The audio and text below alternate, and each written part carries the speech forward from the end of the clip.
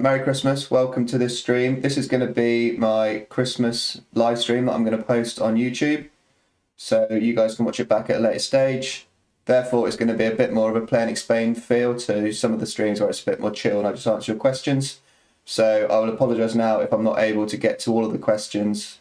What I'll probably do is ignore the ones that I've covered previously and just answer the ones that kind of more strategy based, I guess, and I think will be useful to tie in with the stream, and also that might be beneficial to a lot of the guys watching.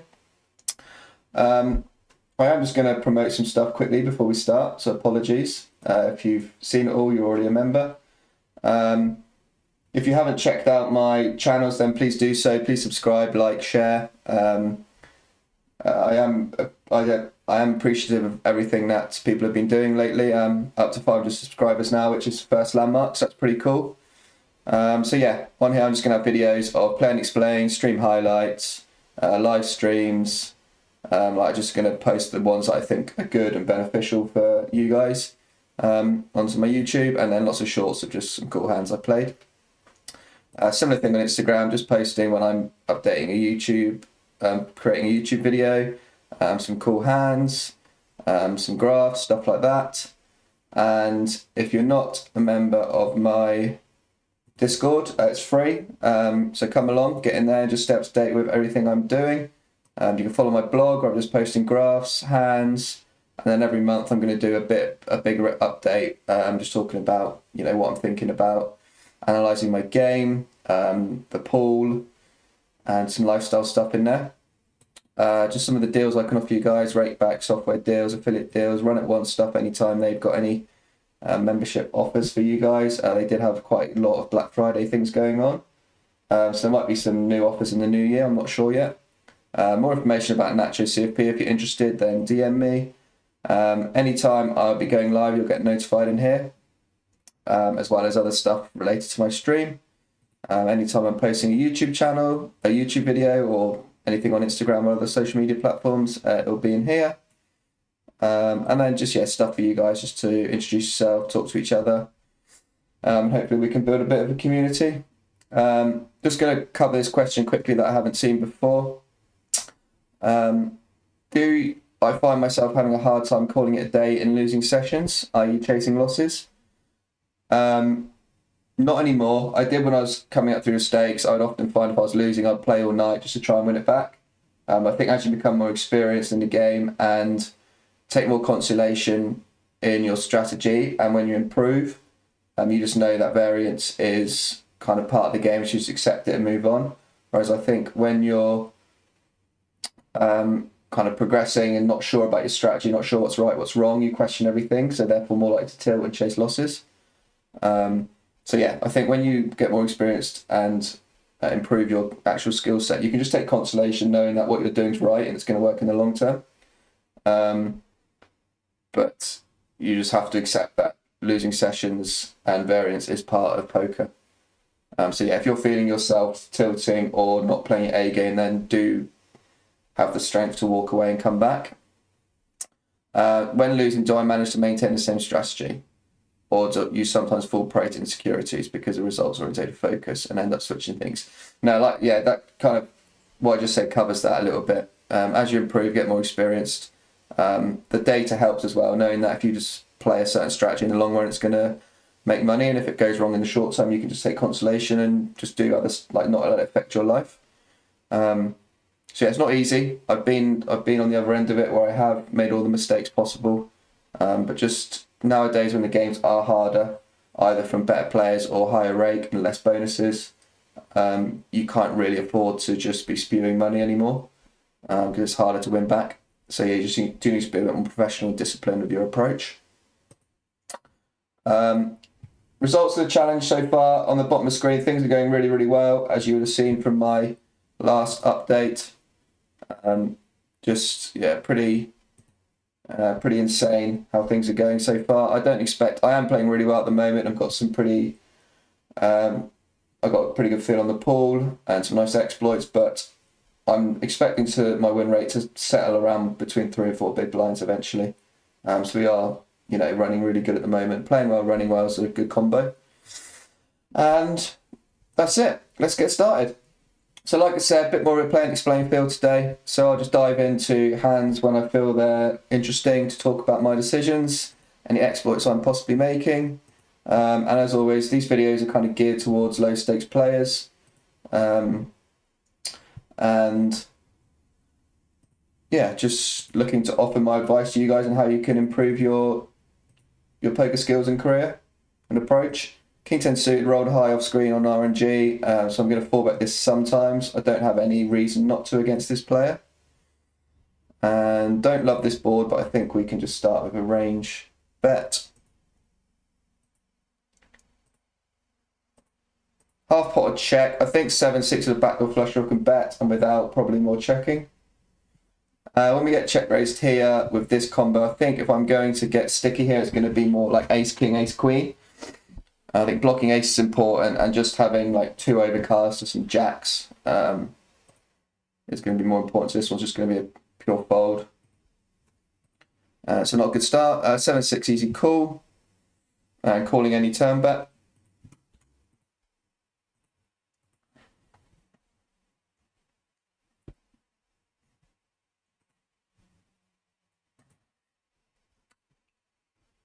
Interesting one. I would expect the opponent to go bigger there. This feels a little bit more mergy. Our hand could do some raising, I guess. The problem is on that card, we get called by hands that are dominating us, like Jack 9, 9, 8 of spades. So I think just prefer to call and realise my equity. 9-6 suited 3-bet sometimes, doing it this time. And half pot check on this board. This is going to be more of a range check board, small blind against button, because the buttons is going to have more of these pocket pairs of suited connectors. But out of the big blind, we do 3-bet more suited connectors, so this board hits us better. Here, I think we just fold the 7-6 now. We might even be behind some bluffs like Jack 9, 9, 8, 7, 8. So we just have a pretty easy fold. Jack's mixing and rolled low, so calling.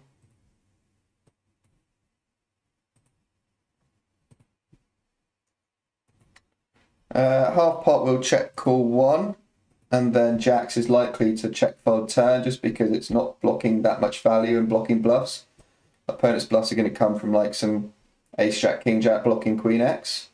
So in this spot, people get this the wrong way round and they call too much with, but on the facing a turn barrel, they call too much with jacks and 10s and fold too much with like 9s and like other lower pairs like 6s, for example. Ignore the fact that this is 4 and 6s picks up equity, but on like a deuce turn. So we want to basically, when we're calling an opponent's like not repping thinner, we don't have value domination essentially because they're not really betting the turn with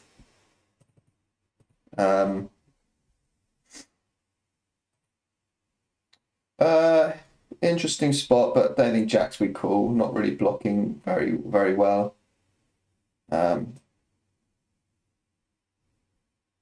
Yeah. So I'll flick this in cash drop pot. In that spot, because opponent isn't going to bet the turn with like 10s and 9s, hands we have value domination with, we therefore, and they're going to be more polarized to hands that are beating us and hands that aren't. We just prefer to call hands in that spot where we block, where we unblock more bluffs, basically. So jacks, for example, is blocking bluffs, like I said, from ace jack, king jack, whereas 6s and 9s aren't. Here with the jack flush draw, I think I just fold. He could have some nut flush draws, and then I just don't really like calling for that price with 2 undercards. Chances are we would have won, but and he's not as likely to just jam it in with any flush draw there. That's not the nut flush draw when I have the jack of hearts because I'm blocking combo draws. So I think I'm pretty much drawing to my 9 outs there, like flush outs. So we've got 35% equity, so for that size I don't have the price.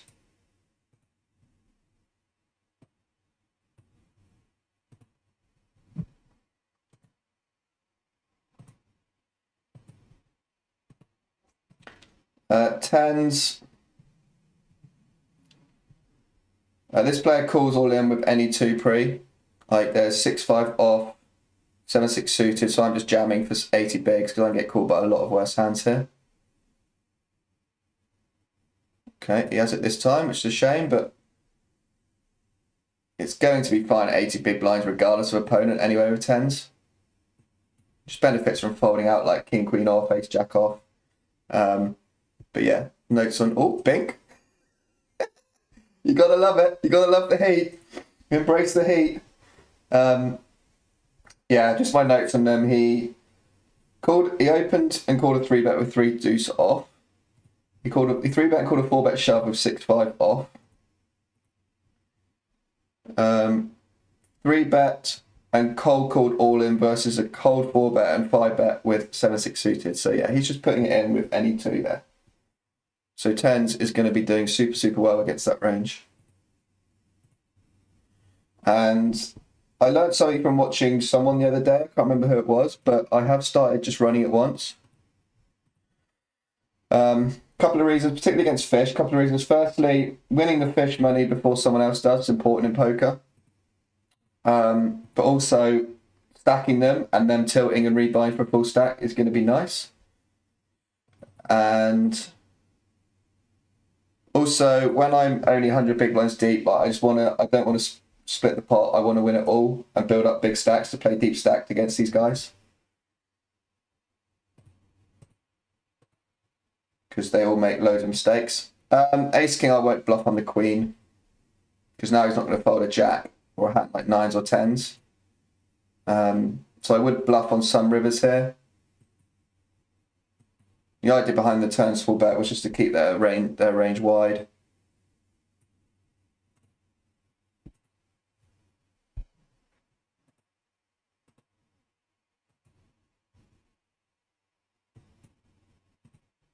Specifically against that player there.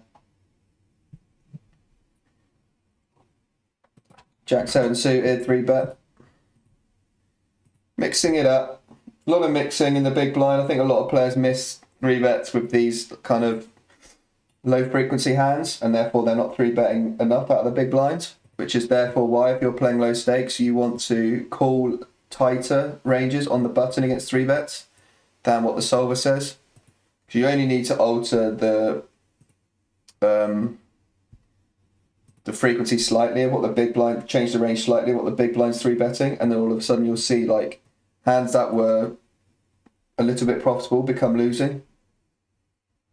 Particularly if you then take into consideration that if you're playing against them without a full stack, and also a lot of these player types, particularly fish, they don't use appropriate sizes post-flop, i.e. they don't c-bet small, they often just c-bet big, so you're often playing 2 street games, so therefore a lot of these hands that have straight draw flush draw equity don't get to realise.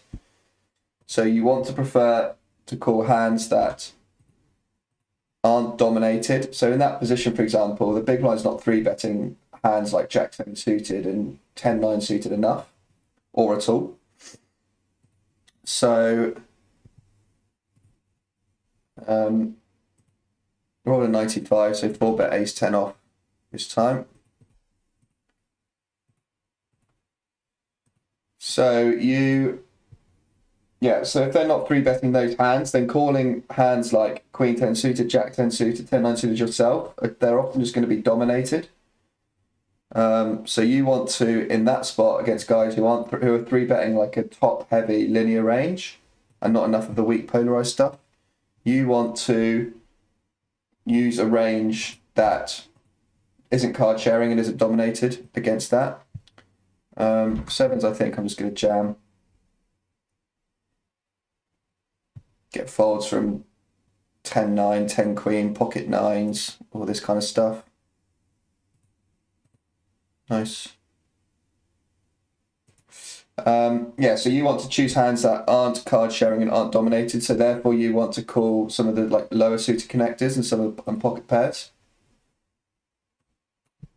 And this kind of applies to a lot of spots where people are 3-betting that way.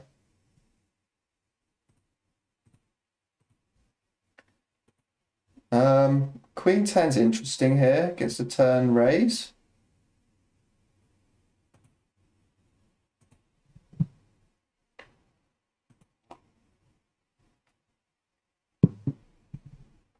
Tough spot.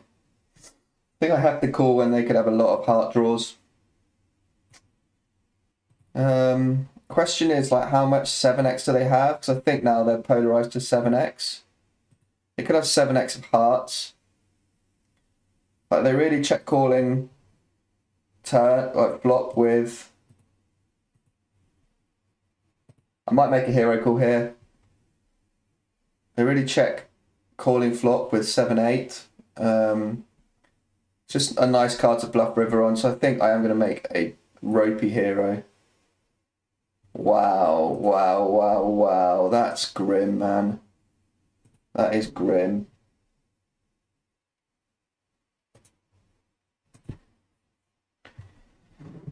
That's a mega overplay.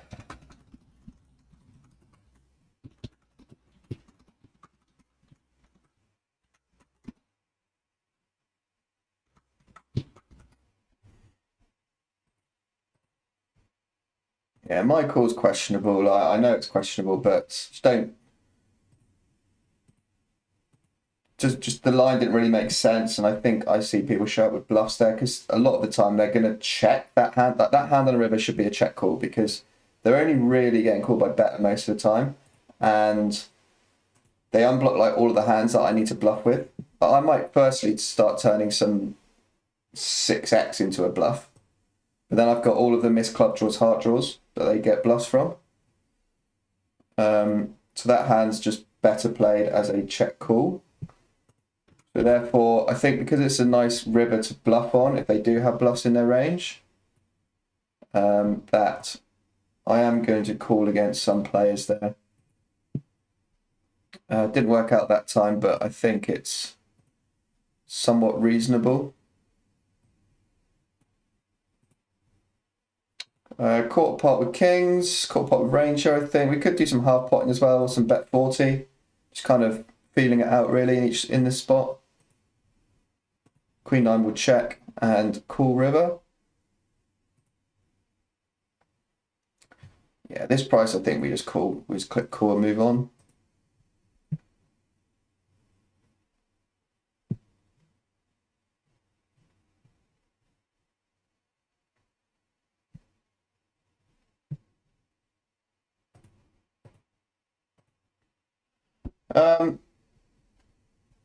Do I open button 2 or 2.5x? Okay, it doesn't make that much difference, ultimately. I choose 2x just because, firstly, it's simpler just to click raise and not have to go 2.5 raise, which is, you know, just a tiny detail, but just helps life a little bit when I'm playing 4 tables, long hours a day.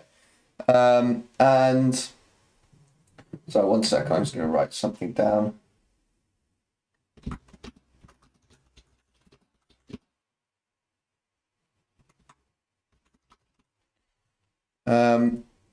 And because these games are full of players who overfold, I therefore want to open a wider range. So I use min open. And also there's a lot of spots when there's fish in the lineups that you go multi-way. So your pot share just becomes less immediately. So, and you're going to be kind of in the middle or out of position. So you want to put less money in the pot in those spots. So that's how I kind of think about it. If you're learning the game, I would just suggest you stick to the optimal sizes that the pre-flop ranges have told you to use. Aces we're just raising here.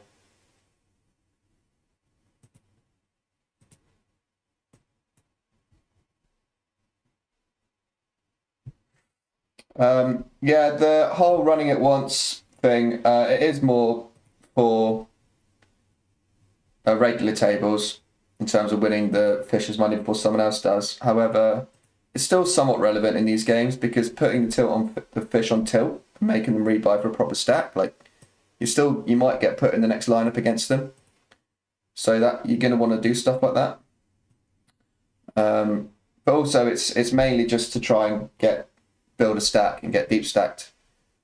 Like if any of you saw my latest short or reel, the cash 700 big blind cash drop pot, you'll know what I'm talking about, because some fish just open shoved or isolated shove for 350 big blinds with a6 off and a cash drop, and I had aces. We ended up splitting it, but like that's why you want to be deep stacked against these guys, because they're just don't understand how deep stack play works, gonna overvalue hands. So when you're 200-300 big blinds deep with the nuts, you also get to like stack them when they have ace and kings, because they're never going to fold them.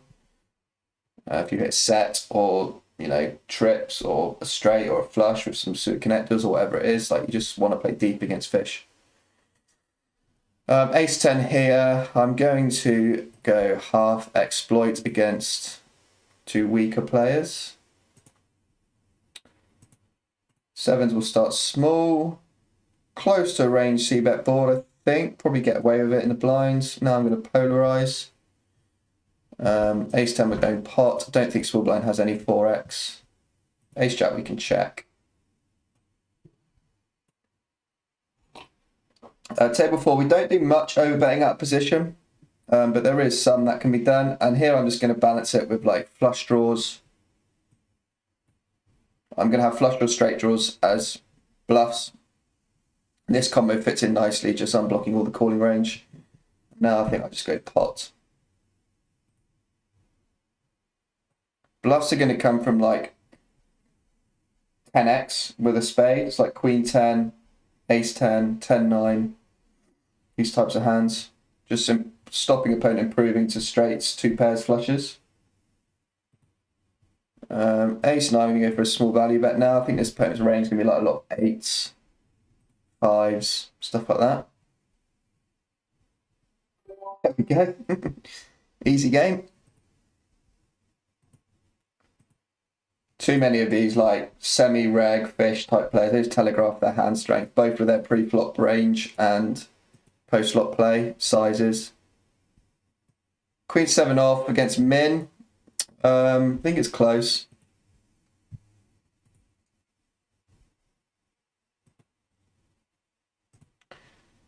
Yeah, the queen 10 caller. I know it's question like against some players. I'm just snap folding it. I'm snap folding the turn because I think they're just going to be value heavy. It just kind of when there's just a lot of potential bluffs. Not only is there a lot of potential bluffs, but there's just a lot of there's more because of how wide ranges are pre-flop in that spot.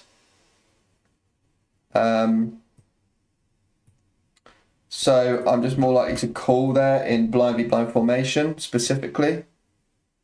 And 9's interesting. Start small. Queen 7 we're raising. Plenty of bluffs I can find here. Flush draws, straight draws, combo draws, 7x. 9s, I don't really want to give a free card on this board where there's just heaps of draws I can get called by. So I'm just going to bet somewhat big. Queen 7 we check on that river, I think. Just a bit thin now when an opponent has bigger two pairs of straights. Yeah, we win. Nice. Could block the river as well, but probably a spot where opponent is going to be incentivized to bluff raise against a block too often, and my hand probably going to have to fold. Particularly if they shove for because we're deep stacked. But when I check, they're going to play more honestly.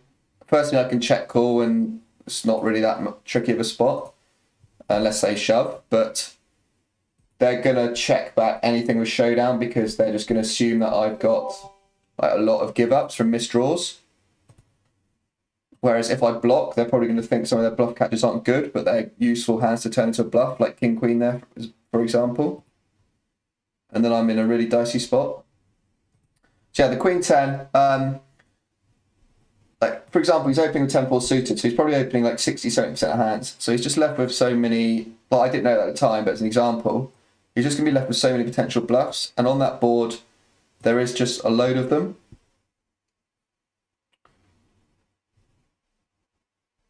Ace Jack, interesting.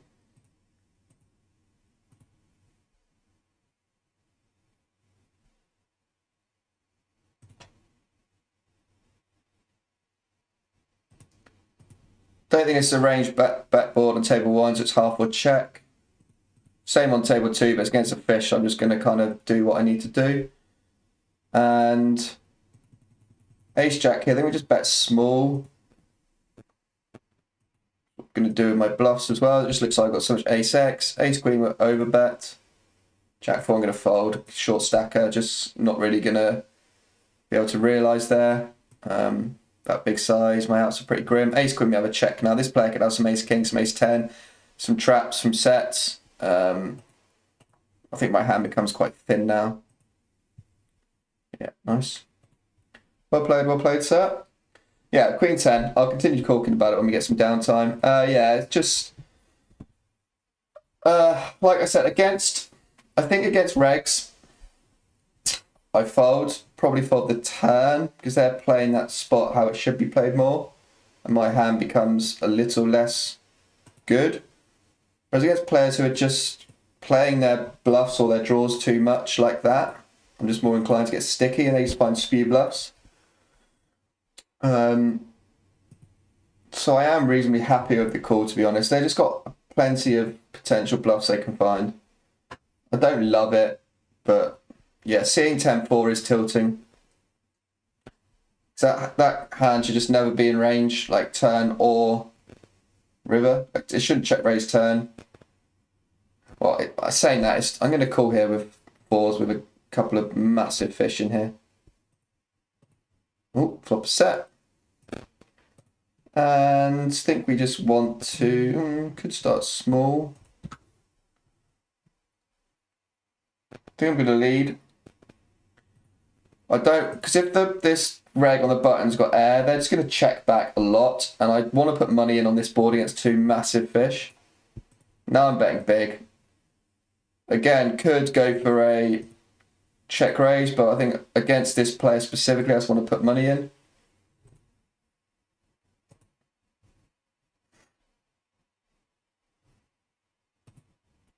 And pretty dreamy run out.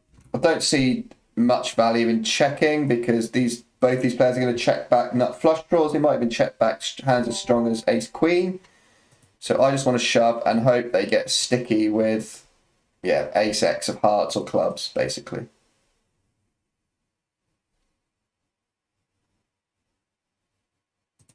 I don't expect the reg to ever call here. I'm just like never bluffing this spot. But I don't really care. I'm just trying to maximise against the massive fish in there.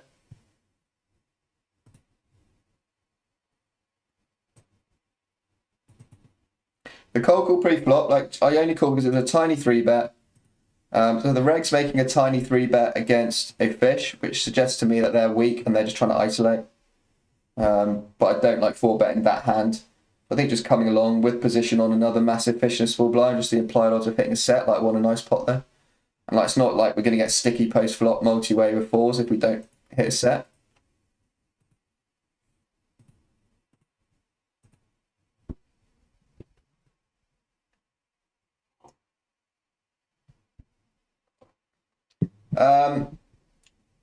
Hajib, hopefully I pronounced that right, Hajib.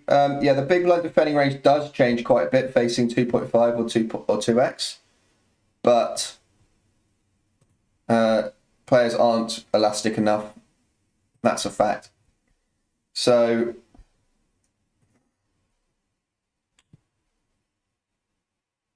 and a lot of players are studied at interesting overbet table 2. We have a clear call. A lot of players are studied at facing like 2.2 to 2.5 on the in the big blind facing button open because that's what the optimal size is. That's what solvers use, like etc. So they probably don't know how to adapt well enough for 2x, or they just have their set range. So therefore, if they're folding hands because they're not calling them at 2.5x, then they're going to be massively overfolding against 2x. So I just get much more fold equity.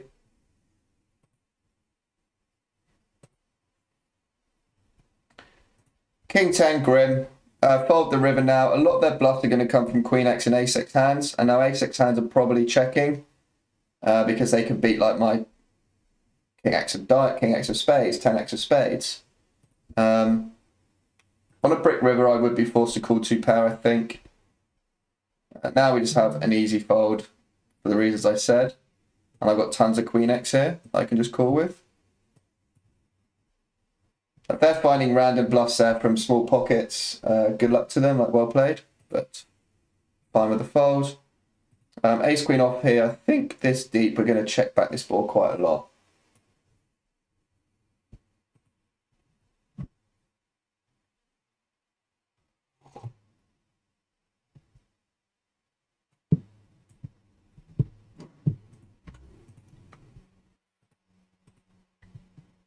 Ace Queen, we're calling. Nice river. Pot donk. So I'm not advocating that. I don't really see any value to raising Ace Queen. Like, this doesn't really make much sense, but I think we just call. Like, Ace King I'd raise. That's terrible. Oh, Bink and set.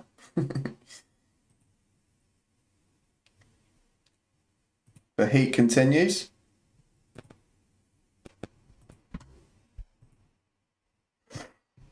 King 9 shoving in now against a fish. Start small with King 6. Actually, don't want to start small. I don't want to go half against this player. Wow. Punished. Don't give him a chop. No 6, no 9, no ace. Nice. 3-betting 9-5 off there, if you didn't see. King 6, this is a terrible combo, but playing against a 60 V pipper whose range is going to contain hands like 9-10 off. So against that range, I can just get tons of fold equity on the flop. They also call too wide. Pre-flop. On the flop, sorry, so they're just going to be left with like King 10 off, stuff like that.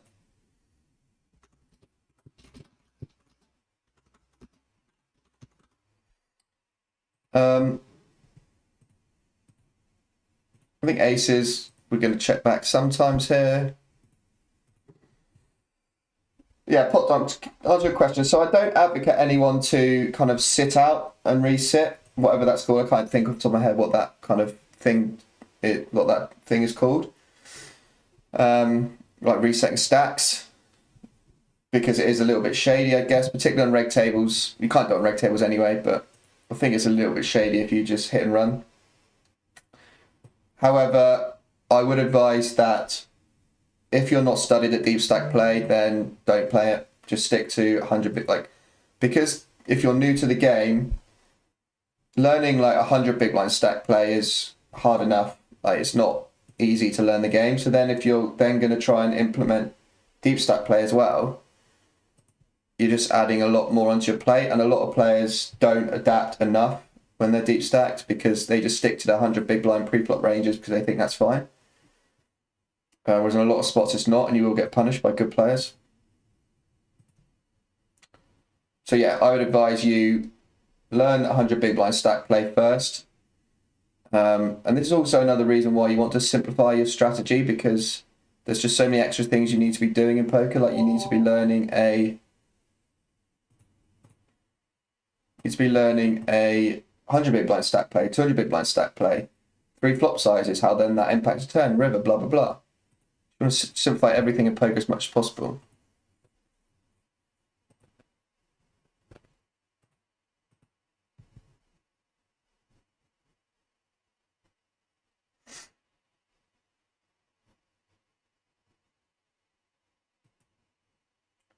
Lucky Maggie, I guess you're talking about the Queen 10 hand. Solver does not bluff with missed flush draws and straight draws. Those hands give up. So in that case, why do you still want to bluff catch those board or that hand? Yeah, Solver gives up, but I'm not playing against a Solver. I'm playing against a human. and in particular, not a good human. So on a card like that, they're just going to overbluff it.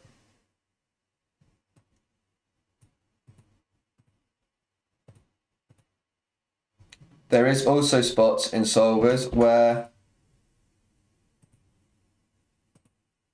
you do fire through with some flush draws, particularly on a double flush draw board because you get fold equity from the other flush draws.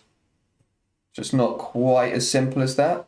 I get what you mean, it's not quite as simple as that. But the main point is, like, that player in that spot is going to have enough bluffs. Otherwise, in my opinion, I wouldn't call.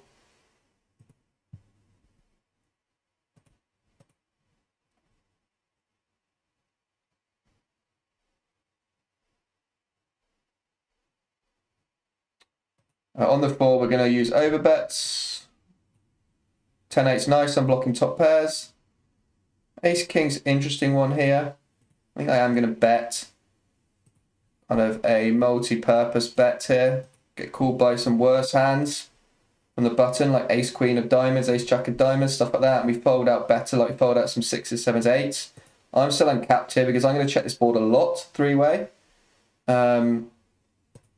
Because both players have sets, and also I want to get check raised in against the button with some of my overpairs. So I quite like that. Taking it down, winning the small pots.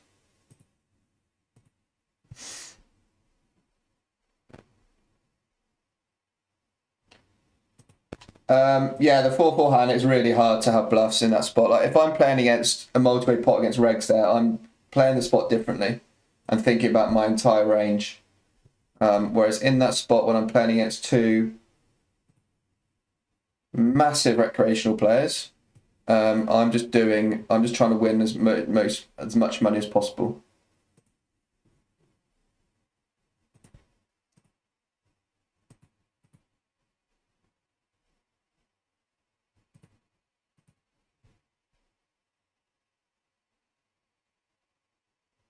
Queen 5, going to mix this one.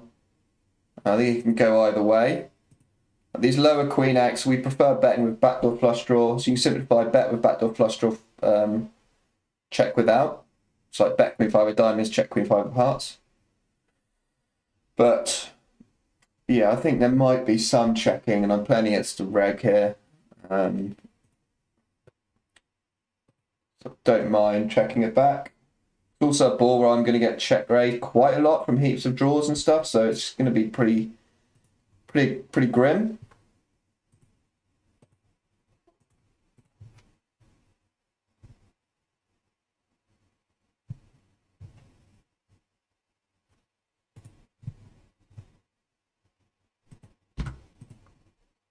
We can't really value that, I don't think, there. Yeah. I think that player, I think I like the way he played it, because it just feels like I have a lot of 10x there, checking back twice.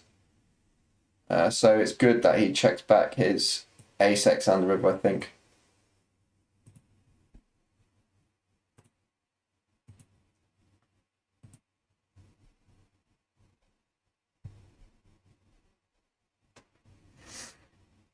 Ace-5 will start half this board.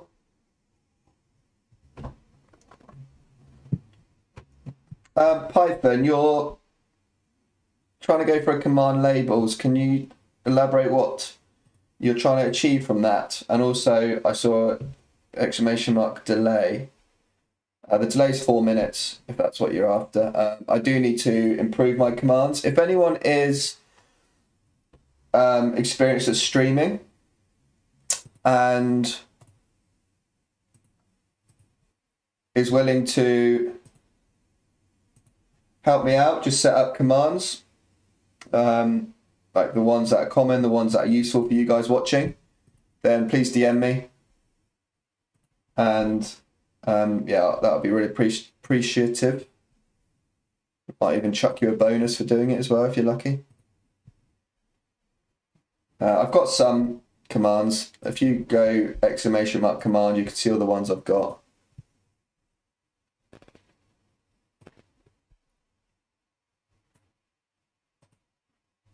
This Queen 9, I should have probably done something different with this hand. Now I think I just fold it. Really want to play that a bit more aggressively. There is some slippage when I'm playing on stream or playing explain, just because my brain's not working as fast. I'm not thinking about every spot in as much detail when I'm trying to commentate and talk as well.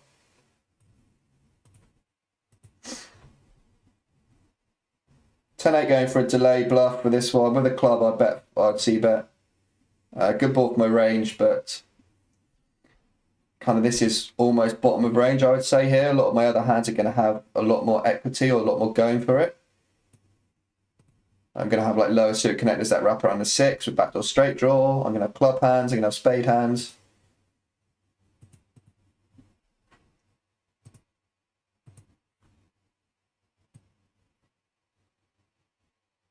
$2K up, just quietly. Oh no, I'm not. Sorry. Let me redo that. That includes some of yesterday's play. I didn't think I was surprised when I saw that. I didn't think I'm that much up.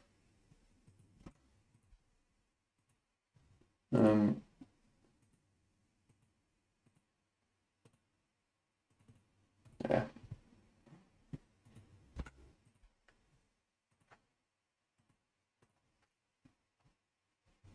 Yeah, that feels a bit better. $700 up so far. Running pretty hot.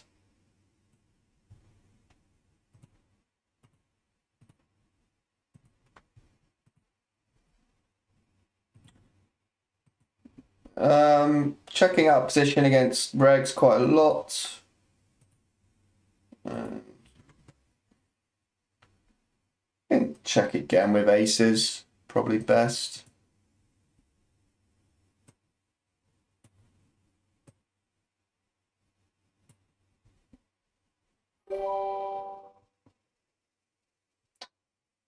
Now, probably 40% I think was good. Try and get called by queen or worse pocket pair. Ace-3 get a call with a fish opener, fish in a big blind. Jack's easy check.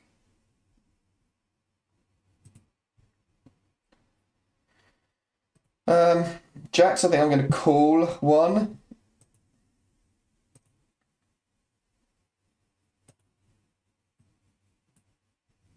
Nice.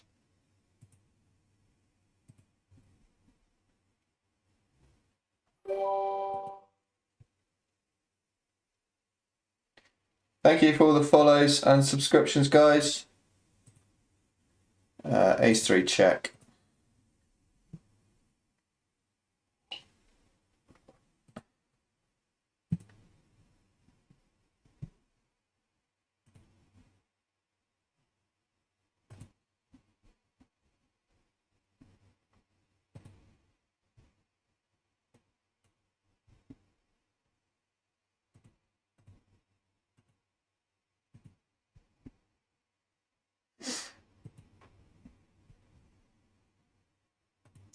Half pot or check on these low pair boards. Just kind of simplify a lot of spots to bet.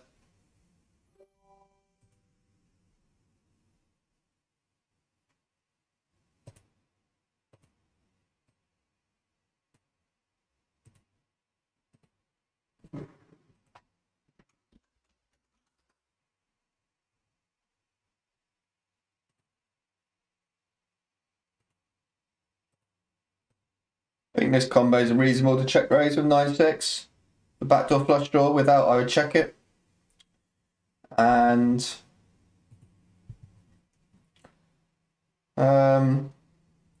yeah, probably favour other hands to continue here than this one.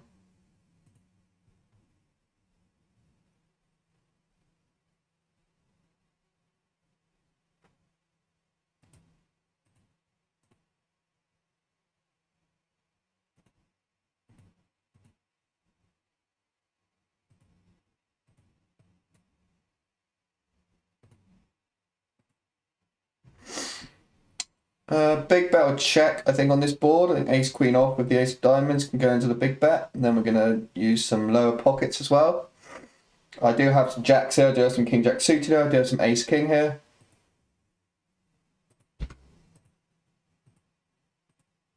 On the ace, I think check back is fine. Queens don't love this min 4-bet, but I think my hand's going to play best as call. And then get it in on a non-ace, non-king flop. Well, this player, potentially an absolute spewer as well. So we're all in. There we go. Spear was correct. Ace queen, I think, just call. Nice.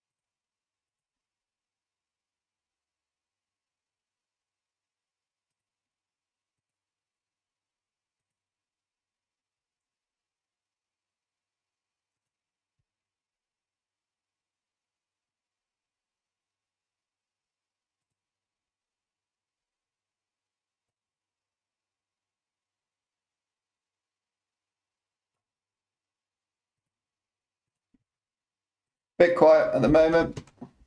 Do fire away any questions you got, guys, or thoughts. And then whenever I get downtime in the tables, I will get to them.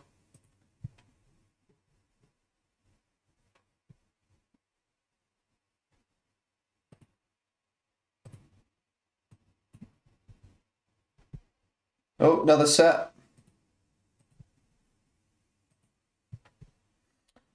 Yeah, just fast playing this one. Opponent doesn't have an overpair, then they're going to have something that's got a lot of equity here.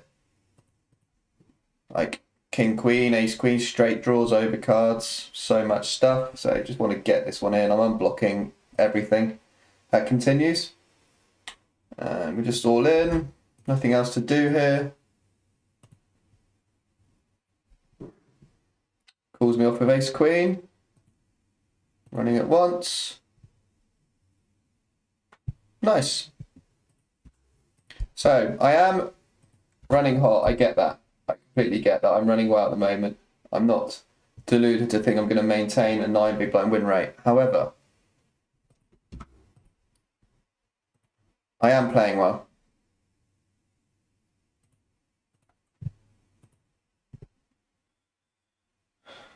Knowing how to play spots, knowing your opponents is really important to winning in the long run. Ace king, we're just tripling for stacks. Aces, now I think we check and hope opponent does find a bluff or get sticky versus bet check bet line with king queen. And hopefully on table one, opponent has ace jack, because then we don't win the big jackpot, but we win the second one. Please have ace jack. I think I'm going to check aces on that river. Am I? Right, ace king, we're all in. I'm going to block aces actually. Oh, I mean, it's an absolute dream run out. Absolute dream run out, but just have ace jack one time for the jackpot. Ace is okay. So I am calling, but because I'm ahead of queen jack, pocket jacks, I block flushes, but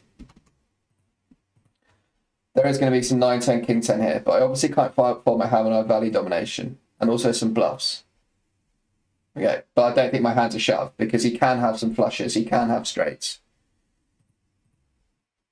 But just, yeah, some dreamy run-ups going on.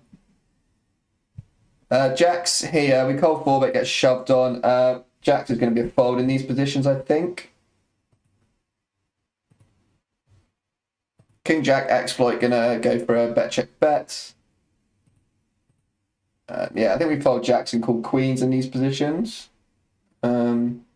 Just running into a range there of queens plus an ace king, so I think jacks is folding. Because at least with queens, there's a chance that he's doing it with jacks sometimes. King jack on the ace, we check.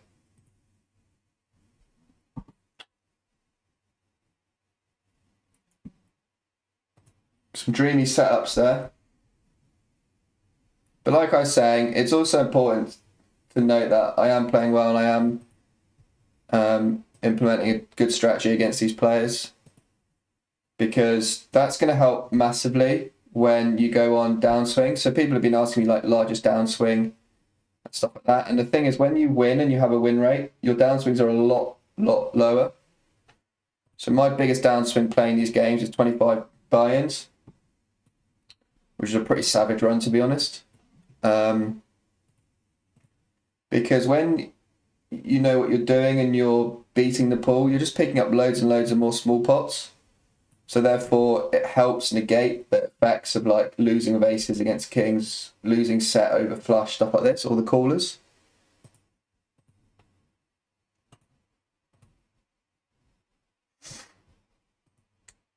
And not only that, but when you have a win rate, because your downswings are less and you're winning more often, it helps with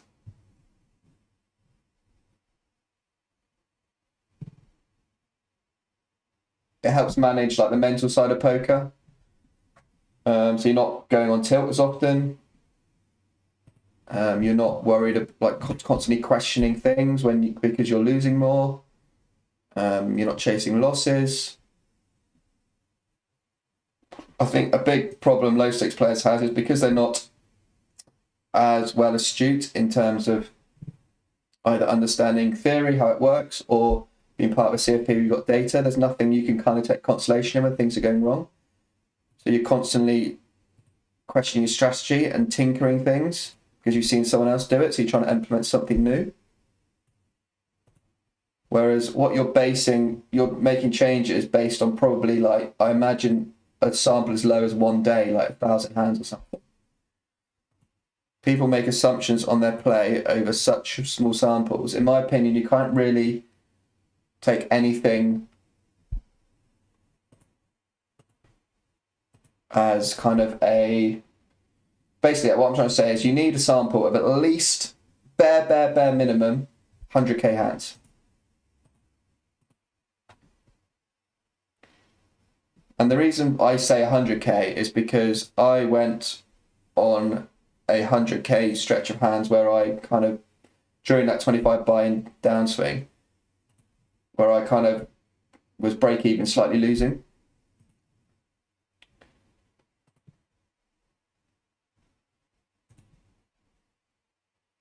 So I would even advise more, like 250, fine. That's why I'm doing the million hand challenge, because a million is just going to give you a big enough sample to be able to take assumptions from about your strategy.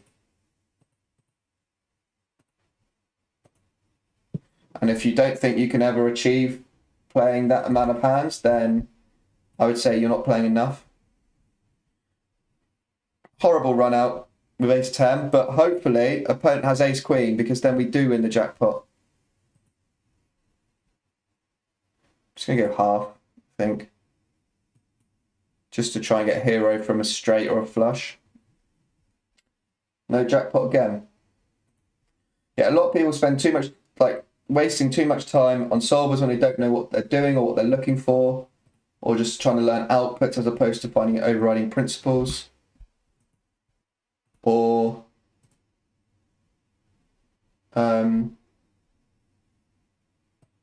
not knowing how to use them effectively and efficiently, basically, and looking at what they're looking at what the output is, but that's based on you playing against a solver, not playing against a human. Whereas I'm a firm believer that you need to get in the mix and play hands against humans, see what they're doing, build up your hand reading skills, find out the meta game.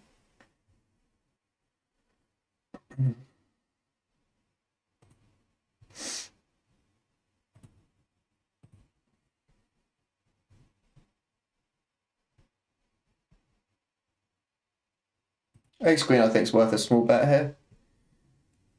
Ace King, getting check jammed on here is going to be grim. Your opponent's going to have a lot of queens, ace, king, jacks here.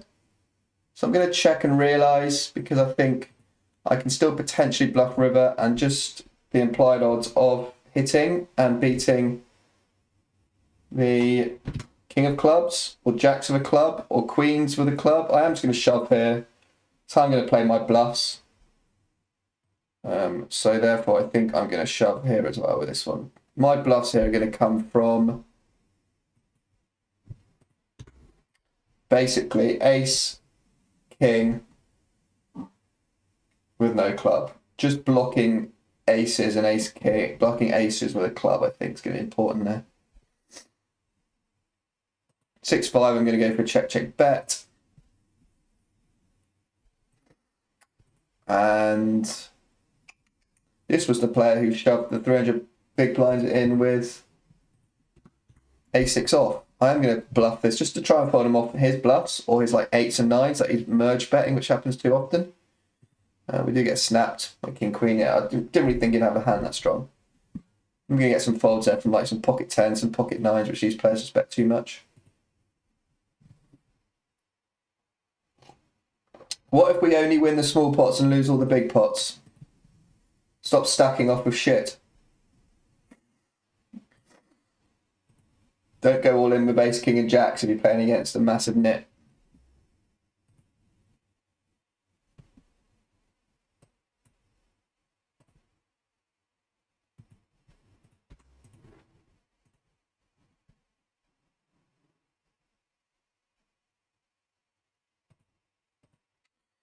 Ace, queen, trace of 4 betting, but we can just simplify to pure call. Aces, that board, interesting.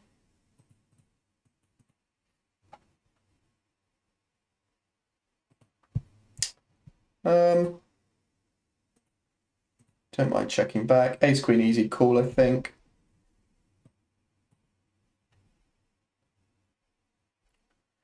Could be another set over set situation here with aces.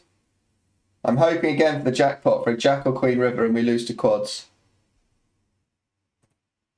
Ace, queen, easy fold. I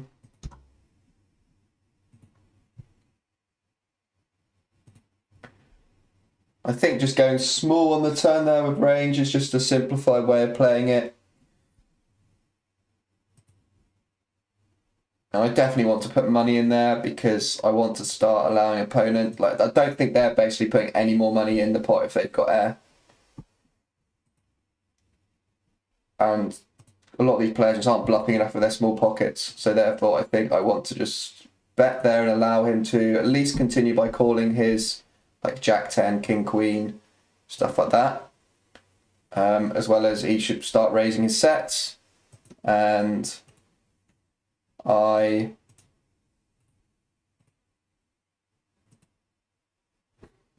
also he should start bluffing some like jack 10, king jack stuff as well.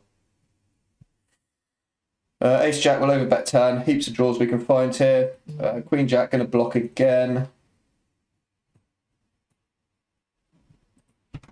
Ace king 3-bet. Come on, 1/3. And interesting one with ace king. I'm going to check. Exploit line. Can just simplify to bet this board, I think, in these positions. Queen jack, I'll check. Ace king now is going to be a bluff catch. There's not really any point in betting. We could bet the turns. We get called by like some jack queens, some flush draws, but these hands are probably going to bluff themselves. So I think we just want to keep in like the random ace jack of spades.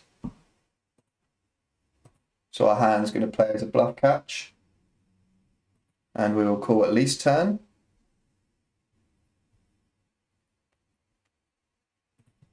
Queen jack calling.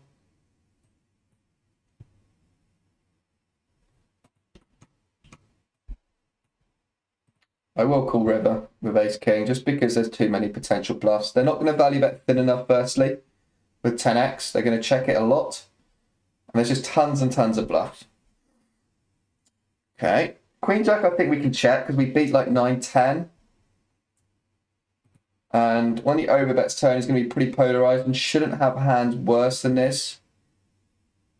Better than this, sorry.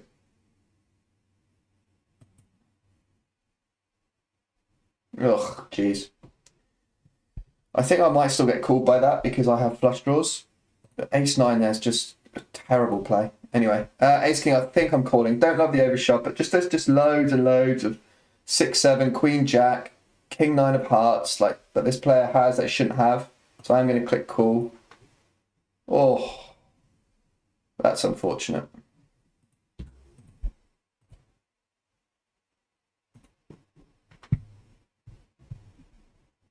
I like my call there.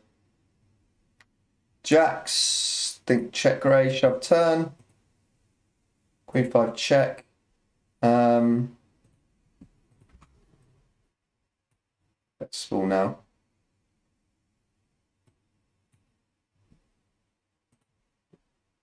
And I think I'm checking. Probably check folding.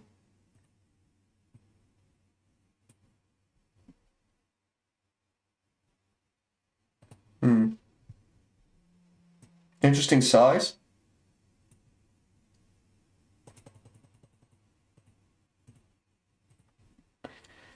Like, thing is, what bluffs do they have?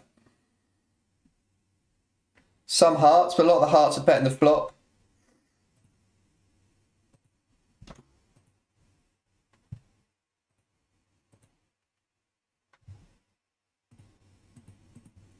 So I think it's just going to be a lot of... Right, need to write some notes on this play. It's doing my head in. Just going to be a lot of king X here. With this price, I need to be right like 20% of the time. So perhaps I do just click call. In fact, I do, I think, for that price, but I expect us to lose to a king. Oh, we do win. That's why for the price, we don't fold these hands and don't make too many assumptions. I need to stop. Yeah, I wasn't really dialed in that hand, to be honest. Just thinking about Mr. Warm Finger too much.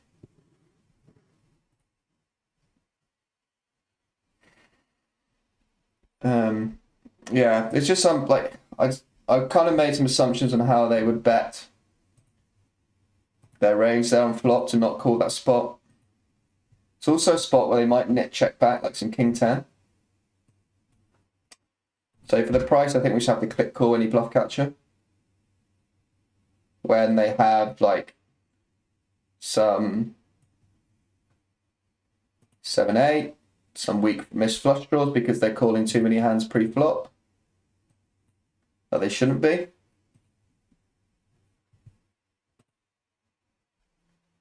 Uh, 10-9 against 4-bet is going to mix. Roll to fold this time. At fours we call.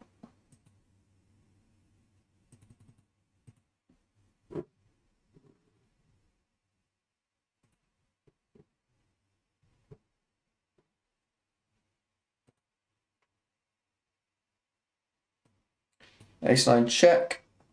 It's good. And against that size we fold. Fours here, I think fold on an overcard. Gets a small blind range, which is going to be linear heavy. So a lot of their like bluffs here just have huge equity against me. So I think we fold here and we call like 10x. Alright. Need to get a note on Mr. Warmfinger. Who's owning me?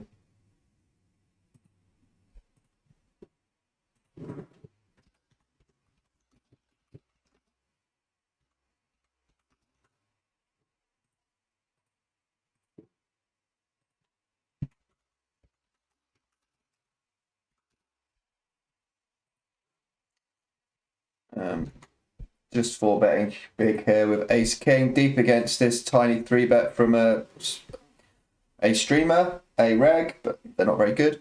And then cold call from an absolute whopper. Ace King here, I'm not to be folding, but I think my best line is just to check and down, just stick it in. They're just going to have so many random hands. Yes, I'm behind sometimes. That's not the point against the fish here. And the plan still remains, check and allow them to bluff.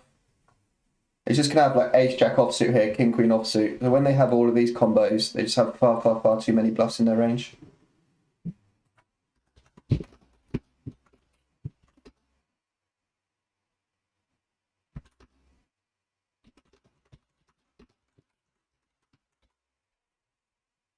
So I think I'm just going to call. Don't see the value in shoving. One of the worst rivers.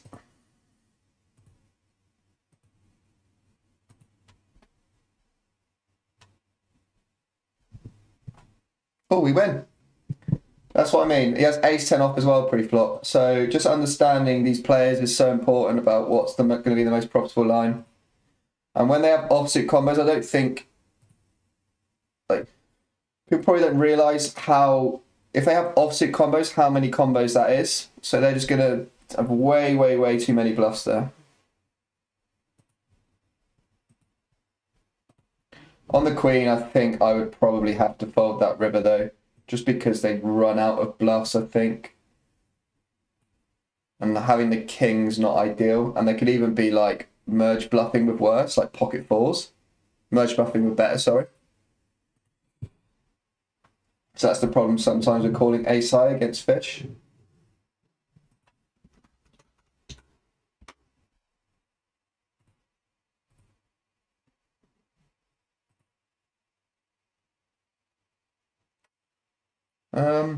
I think I'm going to raise this one.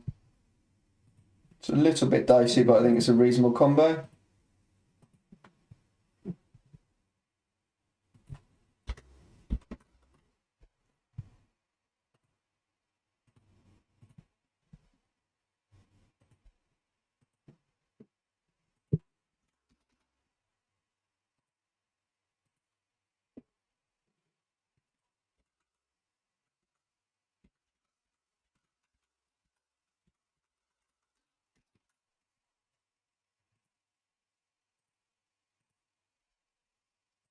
I'll get to some questions in a second.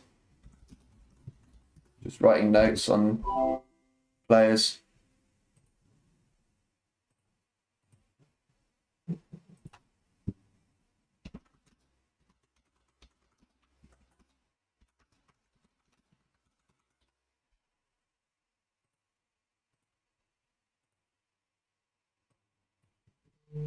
Ace 4 will call river.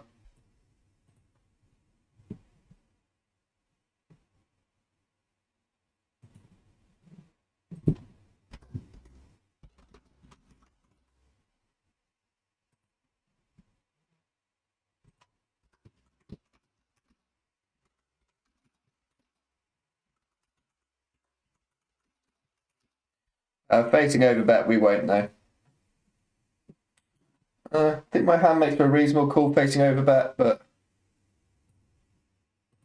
I'm going to roll the RNG. I've rolled a 4, so fold. I've got some weak kings there I can call with.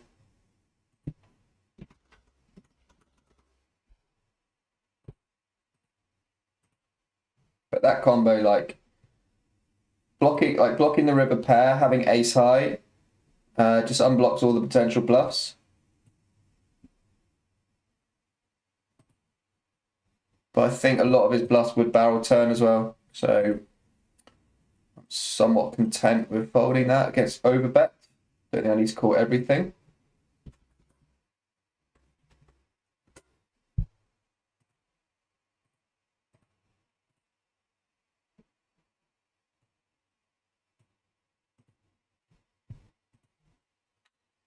Table 2, just going for stacks of a straight. Keep it simple. Might have a bigger straight, but there's sets, there's 2 pairs, there's some combo stuff going on, so I'm just all in.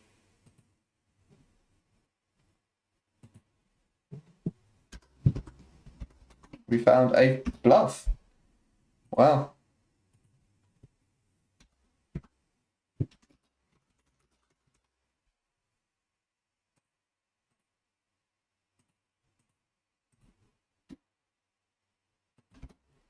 I think that's pretty noteworthy when they kind of commit fold there.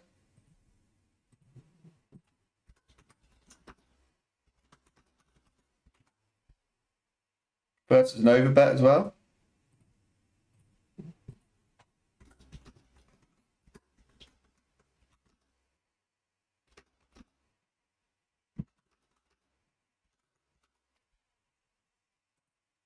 Right, question time.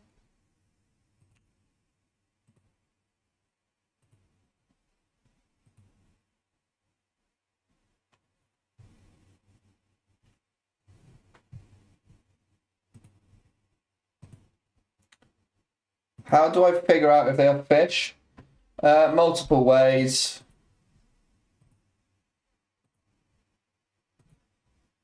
Yeah, nowadays a lot of people, a lot of players do have reggy looking stats because like pre-flop ranges solvers are just so accessible to everyone that everyone now has the ability to just be able to play a set range. And on Russian cash as well, because they can like alter with this little ridiculous button here, they can alter their auto fold hand chart. It just prevents players from like just spewing pre and just like raising certain hands, it just auto folds it for them. So they do play more reggy than they actually are. So a lot of the people I label depends on flag, how many tables they're playing, stack size, and the sizes they're using, and then showdowns against them.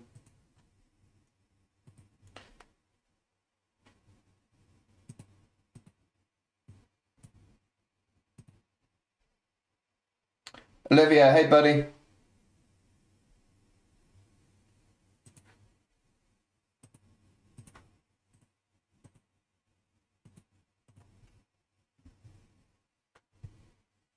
Update, scores on the doors.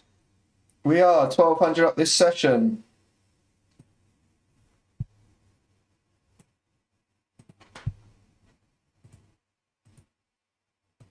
Couple of jackpot opportunities slipped us by where we had a chance.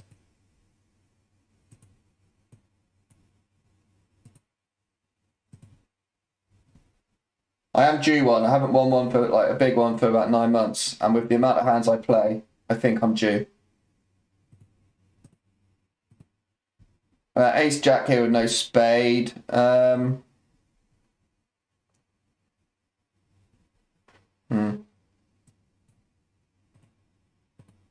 RNG. It's too easy to find bluffs here.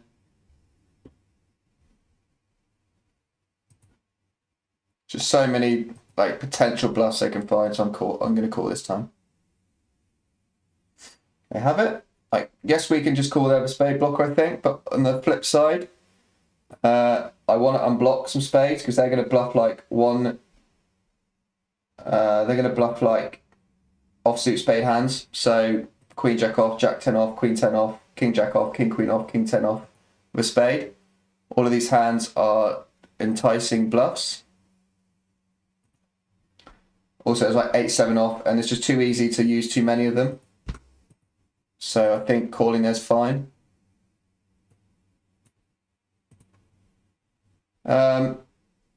This player is very, very spewy.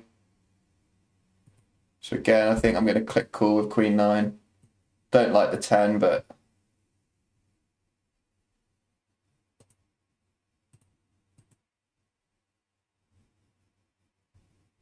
sometimes we lose, sometimes we lose.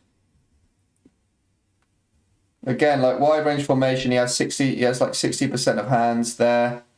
Ignore his HUD 19%. Like, it's not accurate. I have so many auto folds from flush draws and like so many worse hands. And there's going to be some nit checking as well from some showdown hands that should go for thin value from these players. So therefore, when they're not value betting thin enough and have a wide range and bluffing too much, then their betting range on the river is just going to be bluff heavy. So they are going to check that river with some 10x or like king 9 ace 9 because they think it's a bit thin and they can get calls, they can get bluff money from my missed draws.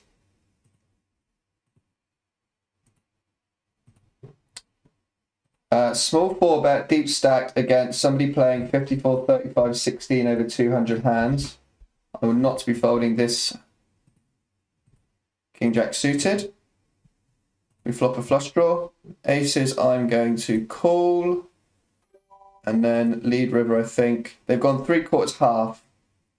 Quite mergy, I think. And now I'm going to do this. Get called by a 10. Nice. The King Jack flush draw. Do I just want to run it for this price? Against a 54 VPIP player, they can obviously have aces, right? Against aces, I've got 35% equity, but they're playing 54, 35, 16. They're just going to be doing this with just complete garbage. So I think I'm just going to run it.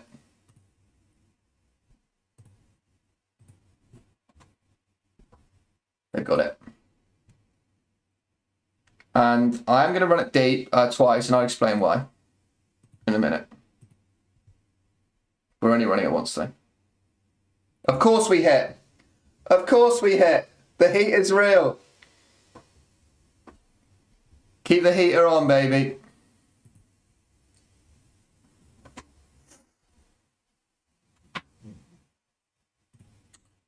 So I ran it twice there because if I win one, I still have a 300 big blind stack, and that's deep enough.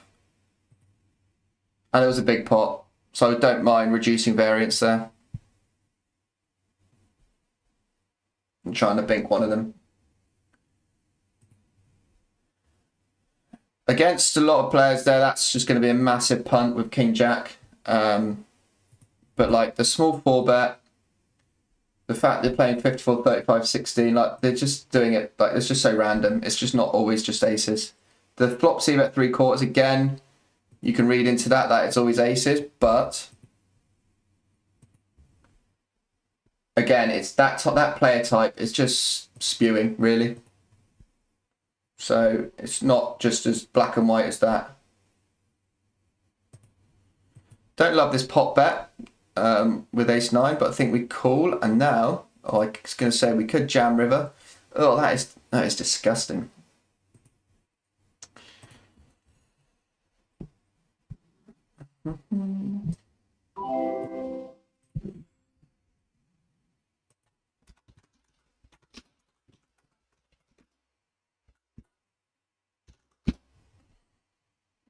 Stab ace 4. We can call raises easily.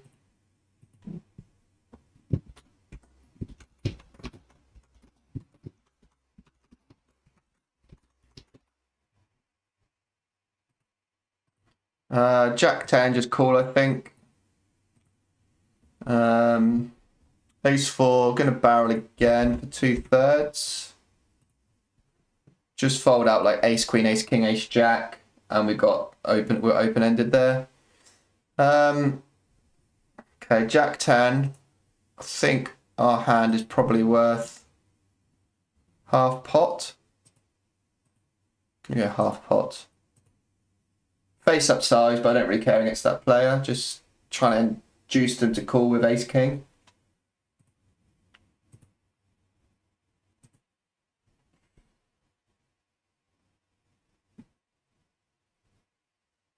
Okay, color labels. It's a unique thing, I think, that everyone needs to figure out for themselves.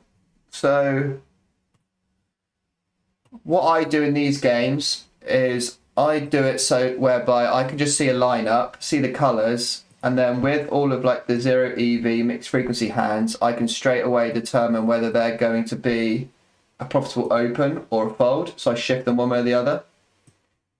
The only thing I will give away is that purple is recreational. The other colours are all some sort of reggae player. So you can do it in certain ways where you can tag just regs and recreationals and keep it simple.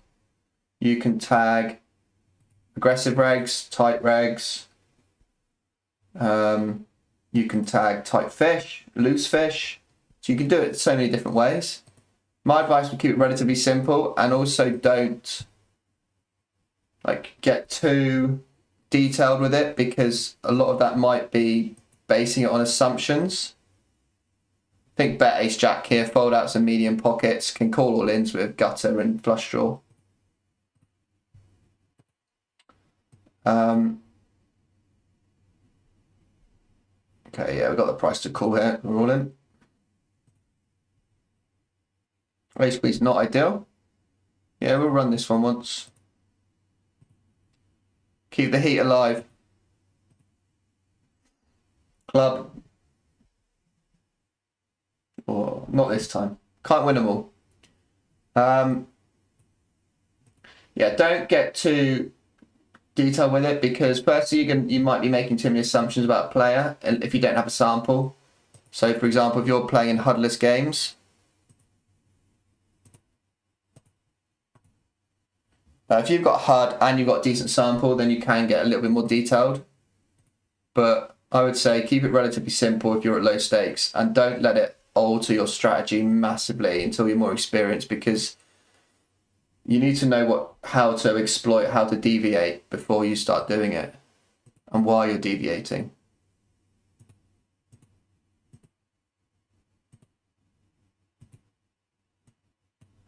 So yeah, just maybe in the low stakes as well, the pool of players is just so much bigger.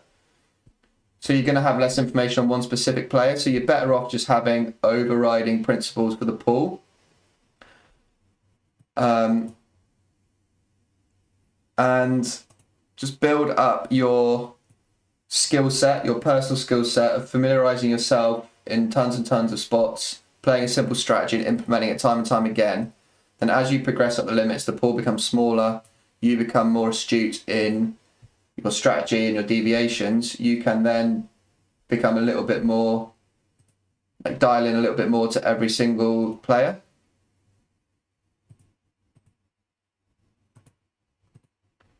Well, not every player, but be a bit more specific with your labels and have more labels. So instead of just having like reg, fish, you can then go to aggressive reg, tight reg, balanced reg,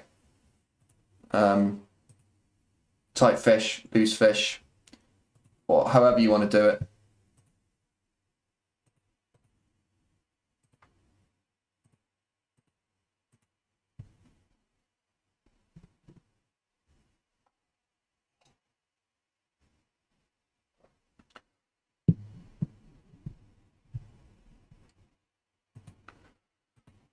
Gail, I agree. I do agree with what you say. Some regard that a 54V put player overcalls pre, but that's not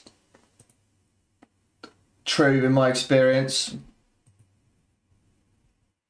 Like as a general thing, like some of them, they all play differently. So I have no information on that player, so I can't make any assumptions, right? So some of them do just they play. But the ones who I think you're implying to, I believe, they play more like 50, 15, 5. Right? So they limp call a lot pre, they don't 3-bet, they call hands. Whereas guys who are playing 54, 35, 16, they're open raising tons more, they're isolating its limps tons more, they're 3-betting tons more. So therefore, if they're doing both those things, chances are they're 4-betting more as well, because they're just naturally more aggressive. And they're like putting money in pre-flop. They're like clicking the raise button essentially. So if you've got somebody who's playing 50, 10, 5, and they're not 3-betting much, chances are they're not 4-betting much.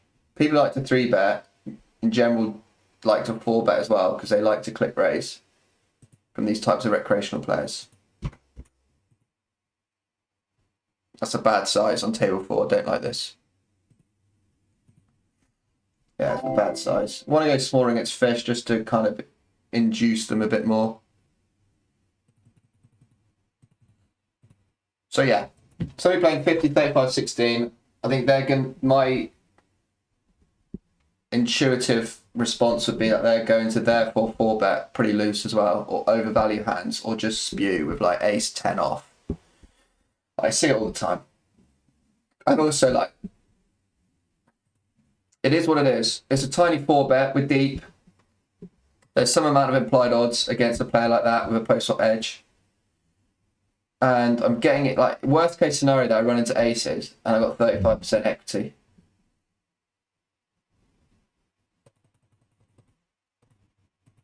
Like, it's not that bad, right? When there's already the set that whatever was in the pot, I'm not that far off the price. And that's based on them having aces and calling. If they've got queens, I've got an overcard. So it's almost a flip.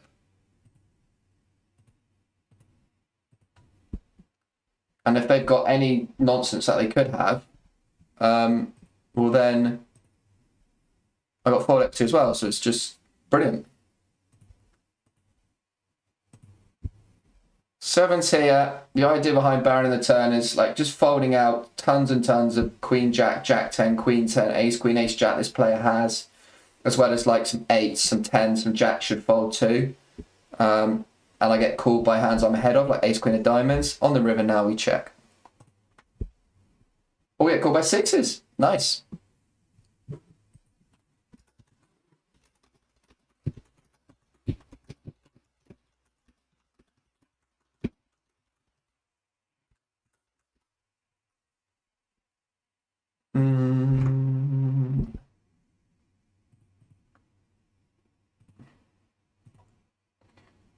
Yeah, so hopefully I kind of cleared that up. Like, obviously I prefer to have the nut flush draw because then I've got an overcard to kings and I can potentially get it in against the king high flush draw if he 4-bet some of that. But ultimately, I know it's not solver approved, but I just think against that player it's going to be fine. Like against regs in that spot, I think king jack suited is folding pretty a lot of the time, but against a small 4-bet against that player, I'm going to stand by that. It's okay. I'm not saying it's amazing.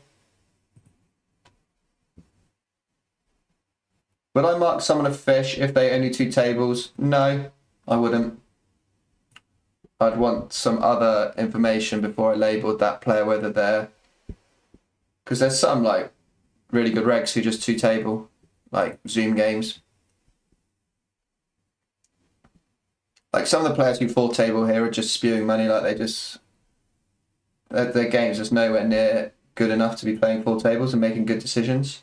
So they're essentially just willing to lose 5 to 10 big blinds and just make a tiny bit of profit and rake back. But they would be much better served playing less tables, focusing on improving, focusing on their quality. And then when their game's much better, then they can dial up and play more tables. Just improving your win rate is just huge. Huge for so many reasons. I mentioned, not just like make more money, but you progress faster, and it helps massively the mental side of poker.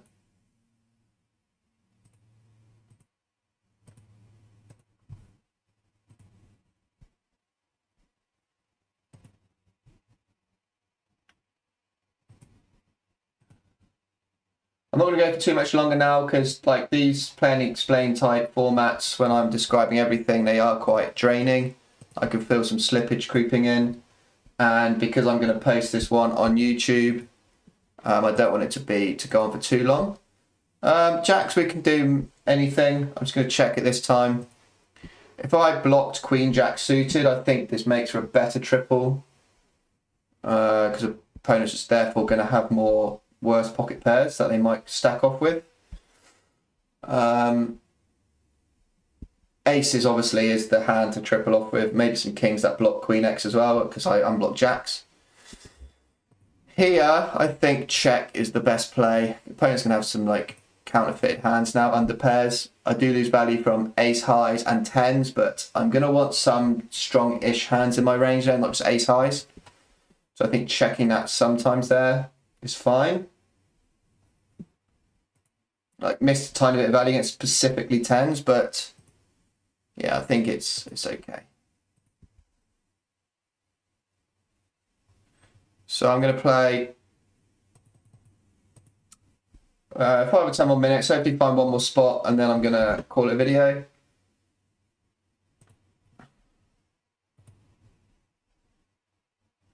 Half pot on this board, table 2, 9-7 suited, low frequency 3-bet. Ace King going to 3-bet big against this player. Definitely barreling again with 9-7. Like I said before, this board is better for my range than other positions because I've got more suit connectors. It's going half pot here. I block 6-7 suited, which is nice. Ace King with super deep here. I'm going to start with a check. And now I'm going to barrel. 9-7, we have a check, I believe. Snap check back. 7-5, we win. That's not a cool pre. Might have to relabel that player. It's definitely not a cool pre. Post flop, they played it fine. 7-5 suited in like high stakes, low rate games, I would suspect is not a pure call. Specifically in those positions as well, like small blind against button is better because how ranges work. Small blind is going to 3-bet more of the like linear stuff at the top, right? So 7-5 suited is going to have better unblocking effects in a sense. It's not card sharing. So on the lower boards, it's doing well. Whereas against a big blind 3-betting range, 7-5 suited is going to be dominated heaps by 7-8 suited, 7-9 suited, Jack-7 suited, Ace-5 suited. So they need to be a lot more careful in those positions. But like I said, in high stakes games, I imagine it's not a pure continue anyway. So in low stakes, high rate games, just click fold. Like players overplay these connected suited hands so much, and they'll probably find in their database they're spewing heaps.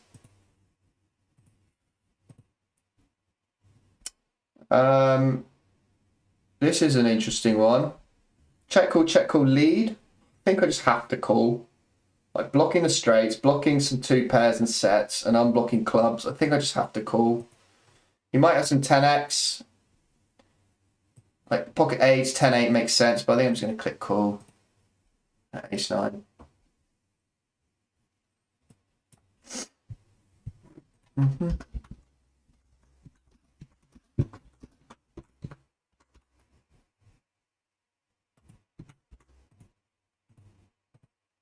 And I think I'm going to call that the video. Just play Ace Queen and this cash drop in this Ace-5 with 4 hands to finish.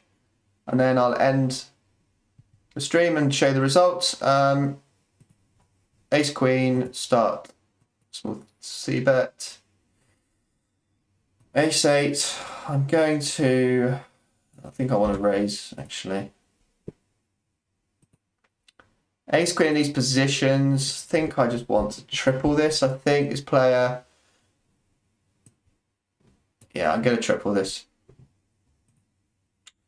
Ace-8, I think I'm going to go big here, shove turn with this combo specifically against that player. Don't really want to induce calls or too much going on there when there's just so many hands you can have good equity with. And King Jack, we will fold. I think, yeah. Okay.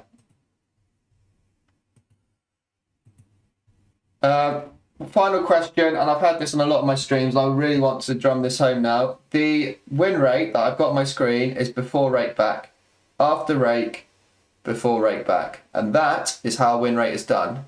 If you think it's different, or someone's told you different, or you've seen someone else do it differently, then they're doing it to manipulate their win rate to make themselves look better than they are.